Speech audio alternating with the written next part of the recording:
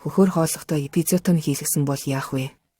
Ээж сууж чадахгүй, түүний хэвлийн хэсэгт даралт өгч болохгүй. Тиймээс хагас хэвтэй байрлалд.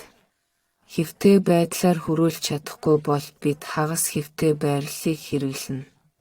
Бидэнд хүүхдийг авч өөртөө ойртуулах нь чухал бөгөөд үүнийг дэрэн дээр хийвэл илүү дээр. Бид хагас суусан байрлалд хүрүүлж эхэлнэ.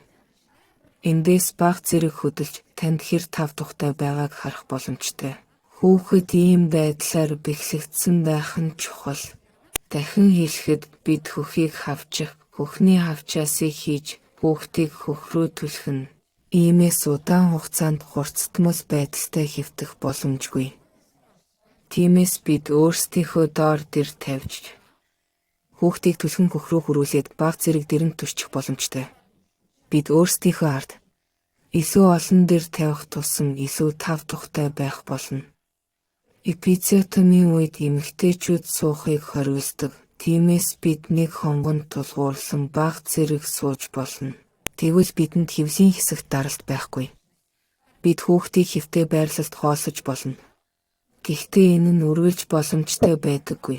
Тиймээс бид эхлээд сугны доороос тэврэх байрлалыг хэрэглэнэ. Энэ нь бараг суусан байрлалтай адил юм.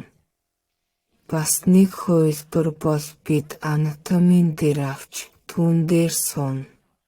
Тэр дотор талдаа хөндий байна. Энгийн хямдхан хувилбарууд байдаг. Мөн ийм төрлийн анатомийн дэрнүүд ч бий. Түүн дээр суухын тулд бид бага зэрэг босоод доороо тавьчихна. Дараа нь зүгээр л сууна.